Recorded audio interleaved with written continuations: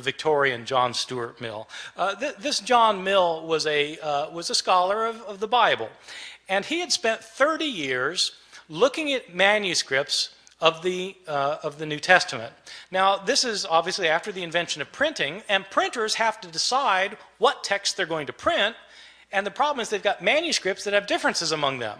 And so how does a printer decide which manuscript to print? Well, it's a problem. That's when they started realizing that this was an issue. Well, John Mill wanted to produce a printed edition of the Greek New Testament. He spent 30 years looking at the manuscripts available to him. He had available to him 100 manuscripts, approximately 100 manuscripts. And he printed up his edition of the Greek New Testament, in which he'd give a verse, and then at the bottom of the page he would indicate the places where the manuscripts differed from one another for that verse. To the shock and dismay of many of his readers, when John Mill produced his edition of the Greek New Testament, it included an apparatus at the bottom of the page that cited 30,000 places where the manuscripts differed from one another. 30,000 places where there were manuscript variations among the manuscripts that he had discovered. And the striking thing is, John Mill didn't give all of the differences he found. He only cited the differences that he thought were significant. Some of his detractors claimed that John Mill was working to render the text of Scripture uncertain.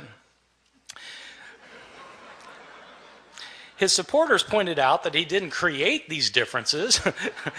He simply noticed that they exist. So what do we know today about the numbers of mistakes in our manuscripts? Well, Mill looked at 100 manuscripts, and now we have 5,700 manuscripts.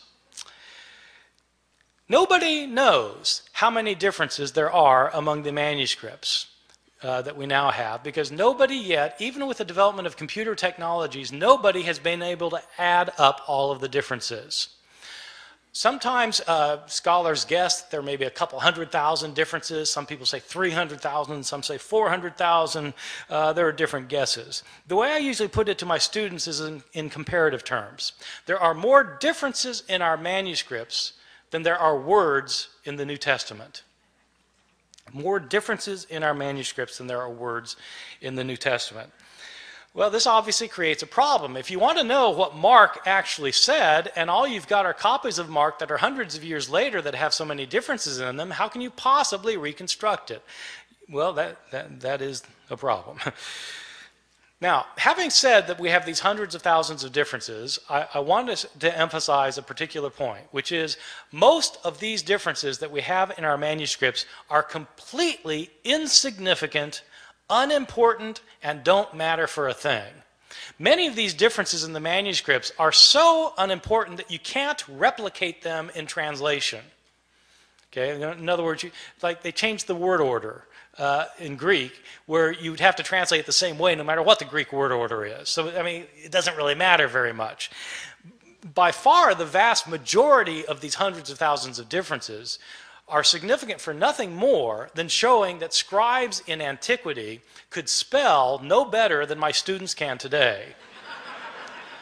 And scribes, of course, didn't have spell check. Scribes, in fact, didn't even have dictionaries. And many scribes didn't care how they spelled anything. Sometimes you'll be reading a manuscript and there'll be the same word that occurs, say, 3 times within a couple of lines, and the scribe will spell the same word 3 different ways. He just doesn't care how the word is spelled. Well, so, you know, you've got lots and lots of those kinds of changes, and what do they matter for? They don't matter at all. So, having said there are all these hundreds of thousands of differences, I want to stress that most of them don't matter for very much. Some of these changes, the ones that don't matter, basically are accidental mistakes. Scribes were sometimes tired or sleepy, sometimes they were distracted, sometimes they were inept or unqualified, and they made mistakes. They would leave out a word, they'd leave out a verse, sometimes they'd leave out a page. They just made mistakes sometimes. One of the common mistakes of scribes is actually kind of interesting. Sometimes, you know, in the New Testament, you'll have a saying where you'll have 2 lines that end with the same words. Like Jesus in Luke chapter 12 says that whoever confesses me before people will be confessed before the angels of heaven, And whoever denies me before people will be denied before the angels of heaven. So you've got two lines that end with the words before the angels of heaven. And what scribes sometimes would do is they'd copy down the words before the angels of heaven on the first occurrence, and then they'd copy it down, then their eye would go back to the page, and their eye would alight on the second occurrence of the same words. Thinking that that's what they had just copied, they'd go then to the next line and start copying there, and as a result, they would leave out the intervening line. See how that works? That kind of phenomenon is where your eye skips from one line to another. It's called parablepsis. Parablepsis. And when you have words that end a line in the same way, that's known as homoteleuton. So this kind of mistake is called parablepsis occasioned by homoteleuton. It's on my final exam at Chapel Hill. Probably the most egregious mistake in any manuscript of the New Testament, one of my favorites, is in a manuscript that's manuscript 109. It's 109 because it's written on parchment and animal skin instead of papyrus, and it's the 109th manuscript that was cataloged. This is a 10th century manuscript that was written by a scribe who wasn't paying attention, and this scribe was copying the Gospel of Luke. Now, the Gospel of Luke is one of the two Gospels in the New Testament that has a genealogy of Jesus. Genealogies usually aren't the favorite reading of my students at Chapel Hill. And I think probably it wasn't the favorite reading of this guy because he wasn't really paying attention to what he was doing. But, in Luke's genealogy is actually fairly interesting because in Matthew's the other gospel that gives a genealogy of Jesus, and it traces Jesus' line all the way back to Abraham, the father of the Jews, in Matthew. Luke doesn't stop there. Luke keeps going. Luke traces Jesus' genealogy all the way back to Adam, as in Adam and Eve. This is a fantastic genealogy. I've got an aunt who's a genealogist who's traced my family, back to the Mayflower. The Mayflower, Adam and Eve. So it's Jesus is supposedly the son of Joseph, who's the son of so and so, the son of so and so, the son of so and so, who's the son of David, son of Jesse, son of so and so. It goes all the way back. Isaac, son of Abraham, so back to Seth, son of Adam, who's the son of God. Okay, this genealogy goes all the way back. So the scribe of manuscript 109 is copying a manuscript that evidently gave the genealogy in two columns. But the second column didn't go to the bottom of the page. It only went partway down, the second column. So the first column, second column, partway down. And the scribe apparently didn't realize that this genealogy was in two columns, and so he copied across the columns instead of copying one column, then the other column, leading to some very interesting results. As it turns out, Adam isn't the first human being. There was a man named Phares, who's the father of the human race, and as it turns out, God is the son of Aram. So it happens.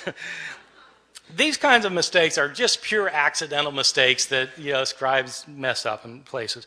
There are other kinds of mistakes that are what I think are probably intentional mistakes. I differentiate between accidental mistakes where scribes just slip up and intentional mistakes where it looks like scribes are actually trying to change the text. Now, I don't know for sure that scribes are trying to change the text. I don't have any scribes around to interrogate about the matter. But there are some changes that don't look like they could possibly simply be a slip of the pen. And there are others that are debatable, whether they were a slip of the pen or not. But let me give you a couple of examples, and you'll see that some of these look like scribes maybe wanted to change the text. I'll give you a couple for instances. In Mark chapter 1, the Gospel of Mark, we read at the very beginning that we read, as was written in Isaiah the prophet, behold, I send my messenger before your face to prepare your way for you.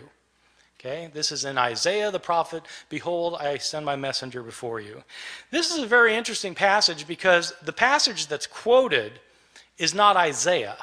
When it says in Isaiah the prophet and then it gives the quotation, the passage quoted is actually Exodus.